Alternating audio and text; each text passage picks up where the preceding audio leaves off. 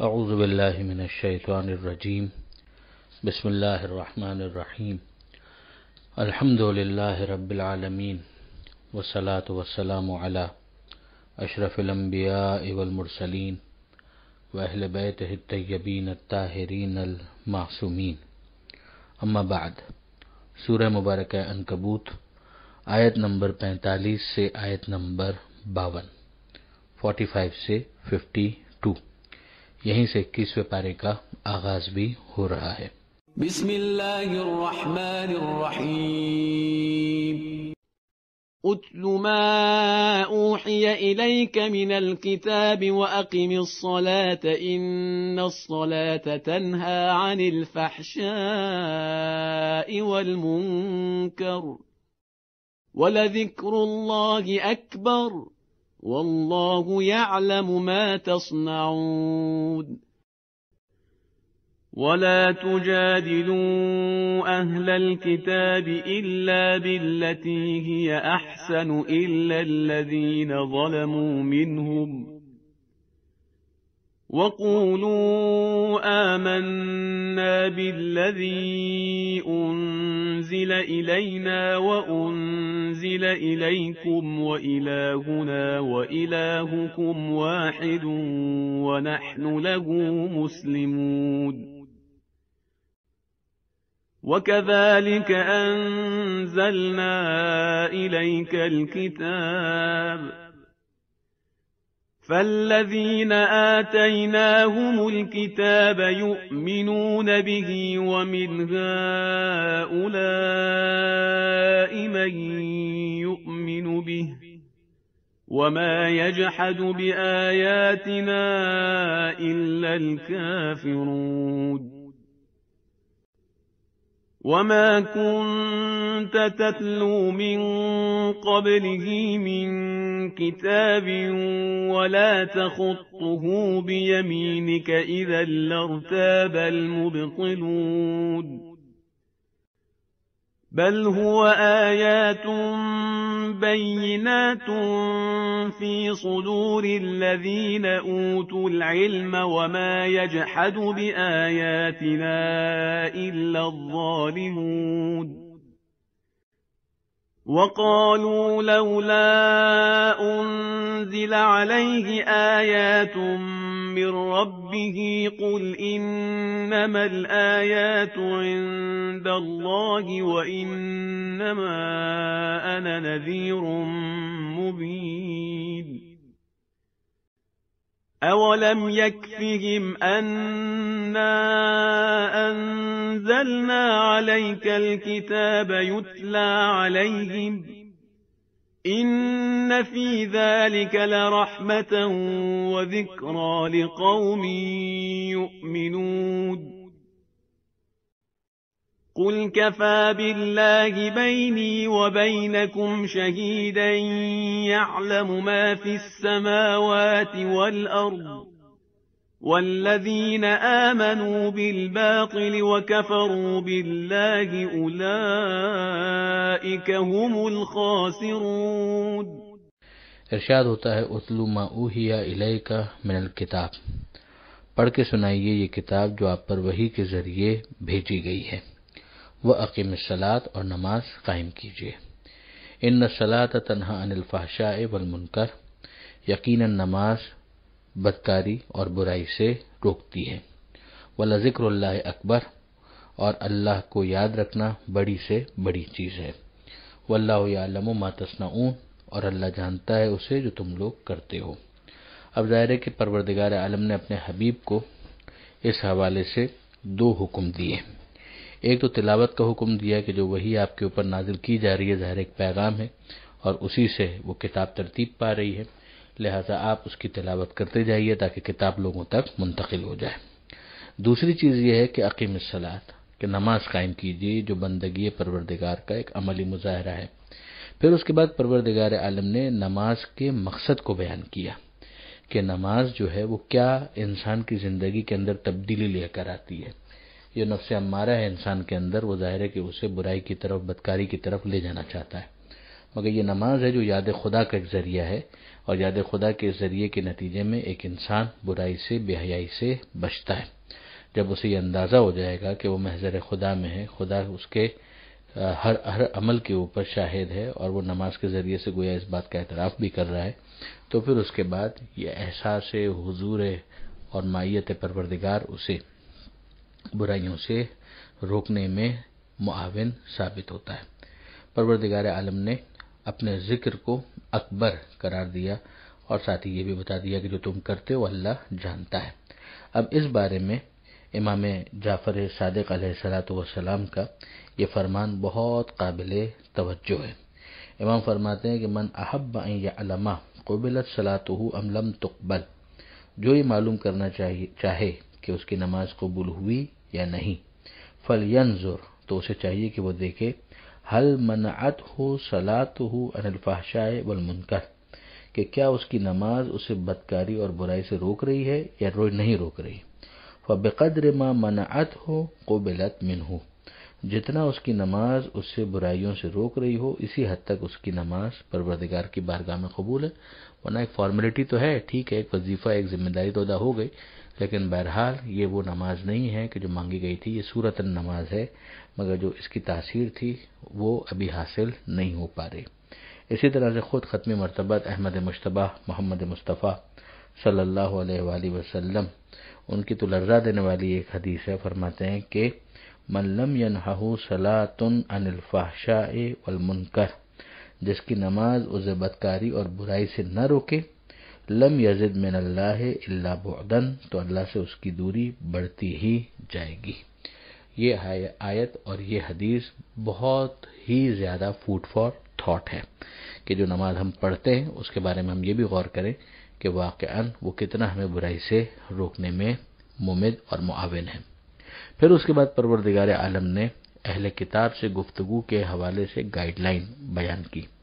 ارشاد ہوا وَلَا تُجَادِلُوا أَهْلَ الْكِتَابِ إِلَّا بِالَّتِي هِيَ أَحْسَنُ، اور بحث نہ کرو اہل کتاب سے مگر ایسے طریقے پر جو بہتر سے بہتر ہو۔ آپ کے ذہن میں ہوگا کہ سورہ نحل کے اندر یہ بات آ چکی ہے اور یہ ہم پڑھ چکے ہیں کہ پروردگار عالم نے بطور اطلاق اوور آل یہ حکم دیا تھا کہ ادعو الی سبیل ربک بالحکمت والموعظۃ الحسنہ وجادلہم باللتی ہی احسن، کہ اپنے رب کے راستے کی طرف بلائیے حکمت کے ساتھ، موعظہ حسنہ کے ذریعے سے، اور اس طرح سے بحث کیجیے جو بحث کا اچھا طریقہ ہے۔ یعنی کسی سے بھی بحث کرنے میں لیگ پولنگ، کریکٹر اسیسینیشن، کسی کو لیٹ ڈاؤن کرنا، کسی کو ذلیل کرنا، یہ مقصد نہیں ہونا چاہیے۔ احقاق الحق ہے، بات سمجھانی ہے، افہام اور تفہیم ہے۔ یہاں پر خاص اہل کتاب کے لیے یہ کہا جا رہا ہے کہ ان سے بات کرو، اچھے طریقے سے بات کرو۔ الا الذین ظلموا منہم، ہاں ان میں سے بھی جو ظالم ہیں ان سے کچھ کڑوی بات ہو جائے تو کوئی اتنا بڑا مسئلہ نہیں ہے، یعنی جو ہٹ دھرمی کا مظاہرہ کرے، جب بات کا آغاز ہو تو اچھے طریقے سے ہی ہو، لیکن اگر سامنے والا بالکل واضح طور پر محسوس ہو رہا ہے کہ وہ ہٹ دھرمی ہی کا مظاہرہ کر رہا ہے تو ٹھیک ہے، کبھی ایک آدھ جملہ اس طرح کا بھی ہو سکتا ہے کہ جو روٹین کے اس معیار پر نہ ہو۔ وقولوا، اب سجسٹ کیا جا رہا ہے کہ کہو، آمنا بالذی انزل الینا وانزل الیکم، ہم ایمان لائے اس پر جو ہم پر نازل ہوا اور جو تم پر نازل ہوا۔ یعنی ہم نہ توریت کے منکر ہیں نہ ہم انجیل کے منکر ہیں۔ اصل توریت، اصل انجیل جو موسیٰ علیہ السلام پر، عیسیٰ علیہ السلام پر نازل ہوئی تھی، ہم تو اس پر ایمان لاتے ہیں۔ اگر اس پر ایمان نہ لائیں تو ہمارا ایمان نامکمل رہے گا، اگرچہ توریت منسوخ ہو چکی، انجیل منسوخ ہو چکی اور اب وہ اپنی اصل حالت میں ویسے بھی موجود نہیں ہے، لیکن جو اصل توریت، اصل انجیل نازل ہوئی تھی ہم اس کا اقرار کرتے ہیں۔ خود موسیٰ علیہ السلام کو، عیسیٰ علیہ السلام کو خدا کے برگزیدہ انبیاء سمجھتے ہیں، نبی سمجھتے ہیں، اولو العزم سمجھتے ہیں۔ وَإِلَٰهُنَا وَإِلَٰهُكُمْ وَاحِدٌ، ہمارا خدا اور تمہارا خدا ایک ہی ہے۔ وَنَحْنُ لَهُ مُسْلِمُونَ، اور ہم اس کی بارگاہ میں سر تسلیم خم کیے ہوئے ہیں، ہم اس کی بارگاہ میں مسلمان ہیں، یعنی ہم نیل ڈاؤن کرتے ہیں، سبمٹ کرتے ہیں خدا کی بارگاہ میں۔ یعنی خدا بھی ہمارا اور تمہارا ایک ہے، اور جو ہم پر نازل ہوا ہے اس کے ساتھ ساتھ ہم اس پر بھی ایمان رکھتے ہیں کہ جو تم پر نازل ہوا۔ اب تم خود غور کرو اس بات کے اوپر کہ کیا وہ چیز جو ہم پر نازل ہوئی، یعنی جو ہمارے نبی پر نازل ہوئی، اور وہ نبی بھی کوئی ہم سے مخصوص نہیں ہے، سب کے لیے وہ نبی بنا کر بھیجا گیا ہے، تو تمہارے لیے کیا وجہ ہو سکتی ہے کہ تم اس پر ایمان نہ لاؤ؟ یہ سوچنے کے لیے ان کے لیے فوڈ فار تھاٹ ہے۔ وَكَذَلِكَ أَنزَلْنَا إِلَيْكَ الْكِتَابَ، اور اے حبیب اسی طریقے سے ہم نے آپ پر کتاب کو نازل کیا ہے۔ فالذین آتیناہم الکتاب یؤمنون بہ، تو وہ کہ جن کو ہم نے کتاب عطا کی ہے وہ اس پر ایمان لے آئیں گے، یعنی اگر وہ واقعاً اس کتاب کو مانتے ہیں تو کوئی وجہ نہیں ہے کہ وہ آپ پر ایمان نہ لائیں، وہ ایمان لے ہی آئیں گے۔ وَمِنْ هَؤُلَاءِ مَن يُؤْمِنُ بِهِ، اور ان میں سے بھی وہ ہیں کہ جو ایمان لے آئیں گے۔ اب یہ ہؤلاء سے مراد مشرکین ہیں، یعنی اہل کتاب ان میں سے بھی جو حق پرست ہوں گے، جو سمجھدار ہوں گے، ماڈریٹ ہوں گے، وہ غور و فکر کریں گے تو آپ پر ایمان لے آئیں گے، اور خود مشرکین میں سے بھی وہ ہیں کہ جو آپ کی رسالت کے اوپر ایمان لے آئیں گے۔ وَمَا يَجْحَدُ بِآيَاتِنَا إِلَّا الْكَافِرُونَ، اور نہیں انکار کرتے ہماری آیتوں کے مگر کافر، یعنی یہ کافر وہ جو پکے کافر ہیں، یعنی اہل کتاب میں بھی جو ایسے ہیں کہ جو اپنے کفر پر اصرار کرتے ہیں وہ نہیں لائیں گے ایمان، مشرکین میں سے بھی جو اپنے کفر پر اصرار کرنا چاہتے ہیں وہ ایمان نہیں لائیں گے، باقی ایمان لے آئیں گے، اور وہی ٹارگٹ مارکیٹ ہونی بھی چاہیے۔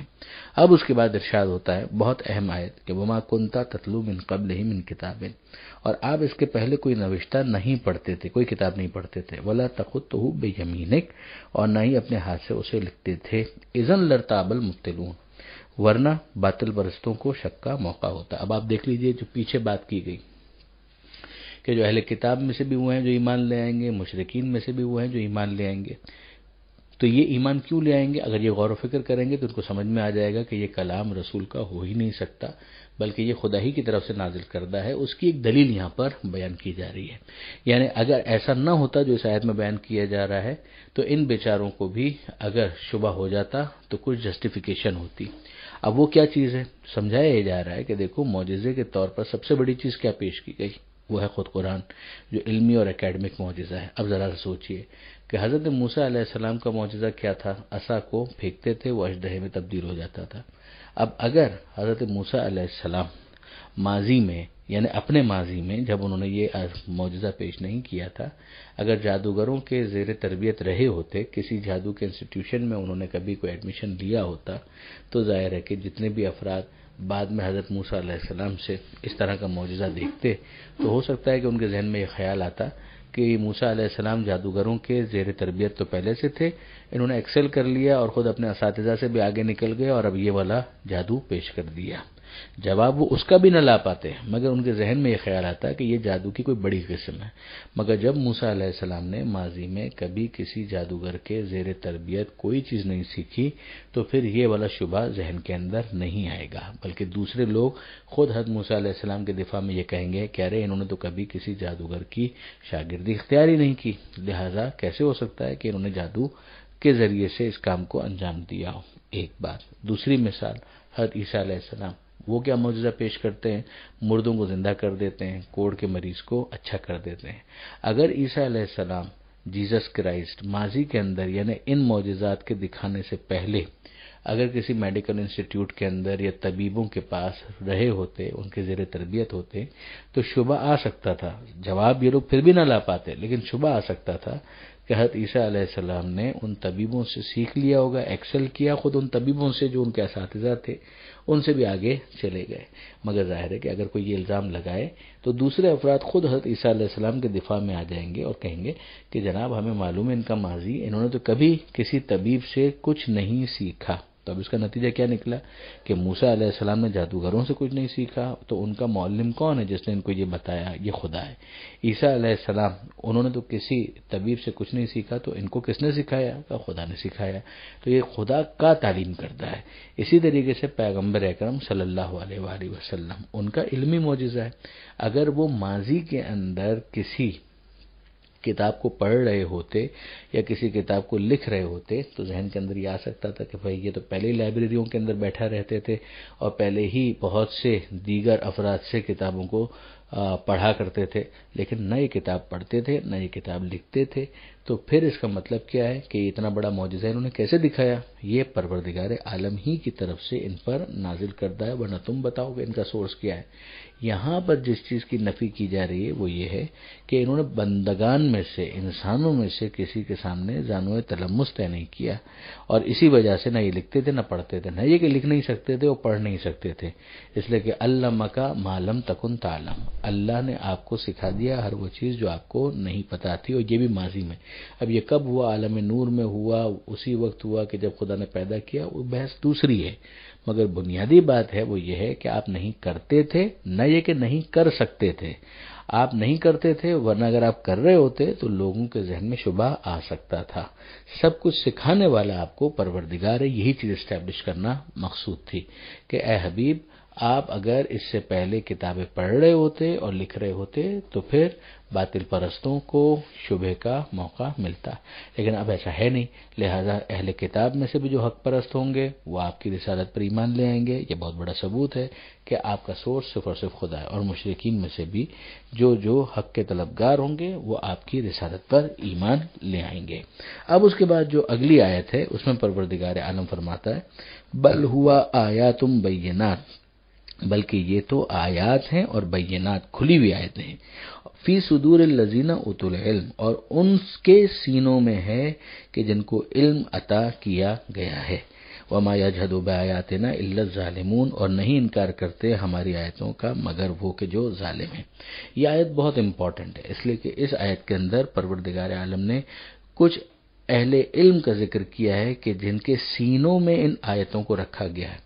اب ظاہر ہے کہ جو پہلا سینہ ہے وہ تو پیغمبر اکرم صلی اللہ علیہ وآلہ وسلم کا ہے، مگر یہاں پہ صدر نہیں ہے، صدور ہے، کہ یہ سینے ہیں جس کے ذریعے سے ہمیں سمجھ میں آتا ہے کہ یہ ایک سے زائد ہیں۔ تو اب پھر پیغمبر اکرم ہی کی ذمہ داری ہے کہ پیغمبر اکرم صلی اللہ علیہ وآلہ وسلم بتائیں کہ وہ سینے کون سے ہیں، جس کے بعد ہمیں سمجھ میں آتا ہے کہ اس حدیث کی کتنی امپورٹنس ہے جس کو حدیث ثقلین کہا جاتا ہے، کہ جس میں پیغمبر اکرم صلی اللہ علیہ وآلہ وسلم فرماتے ہیں کہ انی تارکن فیکم ثقلین، میں تمہارے درمیان دو چیزیں چھوڑ کے جا رہا ہوں، دونوں بہت بھاری ہیں، کتاب اللہ ہے و عترتی اہل بیتی، ایک اللہ کی کتاب اور دوسرے میری عترت، میرے اہل بیت۔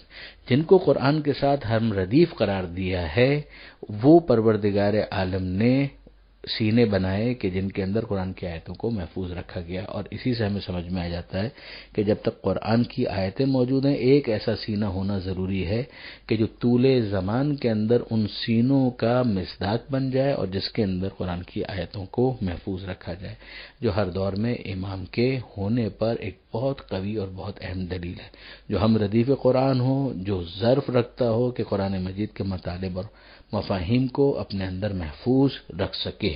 تو اب اس کے بعد حسبنا کتاب اللہ کہنا یا کتاب خدا ہمارے لیے کافی ہے، اس کی تو کوئی گنجائش ویسے ہی نہیں تھی، بلکہ یہ بھی ہمیں سمجھ میں آ گیا کہ وارث قرآن کا ہونا بھی ضروری ہے کہ جو قرآن مجید کا ترجمان بن کر قرآن مجید کی آیتوں کی تشریح کر سکے۔ ائمہ کی امامت کے اوپر یہ بہت اہم آیت بن جاتی ہے، اور یہ بھی یاد رکھنے والی بات ہے کہ پروردگار عالم فرماتا ہے کہ ان ہماری آیتوں کا انکار نہیں کرتے مگر وہ جو ظالم ہیں، یعنی اب اس کا نتیجہ کیا نکلا، یہ آیتیں جس ظرف کے اندر ہیں ان سینوں کا بھی اگر کسی نے انکار کیا تو وہ اپنے بارے میں خود ہی سوچ لے کہ قرآن اس کے بارے میں کیا اعلان کر رہا ہے۔ پھر اس کے بعد پروردگار عالم فرماتا ہے وقالو، یہ لوگ کہتے ہیں لولا انزل علیہ آیات من ربہ، کہ ان پر ان کے پروردگار کی طرف سے نشانیاں کیوں نہیں اترتی ہیں۔ اب یہ اپنی پسند کی نشانیاں یہ مانگتے ہیں۔ قل انما الآیات عند اللہ، اے حبیب کہہ دیجئے کہ نشانیاں ساری کی ساری اللہ کے پاس ہے، وانما انا نذیر مبین، اور میں تو بس کھلا ہوا ڈرانے والا ہوں۔ اولم یکفہم، کہ ان کے لیے کافی نہیں ہے، انا انزلنا علیک الکتاب، کہ ہم نے آپ کے اوپر کتاب نازل کر دی، یتلا علیہم، جن کی ان کے سامنے تلاوت کی جاتی ہے، ان فی ذلک لرحمۃ وذکری لقوم یؤمنون، اس میں یقیناً رحمت ہے اور نصیحت ہے ان لوگوں کے لیے جو ایمان لائیں۔ قل، اے حبیب کہہ دیجئے کفا باللہ بینی و بینکم شہیدا، میرے اور تمہارے درمیان اللہ گواہی کے لیے بہت کافی ہے۔ یعلم ما فی السماوات والارض، وہ جانتا ہے جو کچھ آسمانوں میں ہے اور زمین میں ہے۔ والذین آمنوا بالباطل، اور جو ایمان لائے باطل پر، وکفروا باللہ، اور کفر کرے اللہ کے ساتھ یعنی اللہ کا انکار کر دے، اولئک هم الخاسرون، یقیناً وہ خسارہ اٹھانے والوں میں ہیں۔ ایمان کا لفظ ویسے علی الاطلاق استعمال کیا جائے تو مثبت معنی میں ہی استعمال ہوتا ہے، اور کفر کا لفظ اگر استعمال کیا جائے تو ظاہر ہے کہ وہ منفی معنی میں ہی استعمال ہوتا ہے، لیکن یہاں پر ہم دیکھتے ہیں کہ جو آمنو کا لفظ ہے وہ باطل کے لیے استعمال ہوا ہے، کہ یعنی یہ ایمان لاتے ہیں باطل کے اوپر، تو ظاہر ہے کہ اس کی وجہ سے یہ والا ایمان پسندیدہ تو نہیں ہوگا۔ اولئک هم الخاسرون، یہ لوگ ہیں جو خسارہ اٹھانے والے ہیں۔ یہاں آیت نمبر 52 پر یہ صفحہ مکمل ہوا۔ پروردگار عالم سے دعا ہے قرآن پڑھنے، سمجھنے اور عمل کرنے کی توفیق عطا فرما، وارث قرآن امام زمانہ کے ظہور میں تعجیل فرما۔ وآخر دعوانا ان الحمد للہ رب العالمین، والسلام علیکم ورحمۃ اللہ وبرکاتہ۔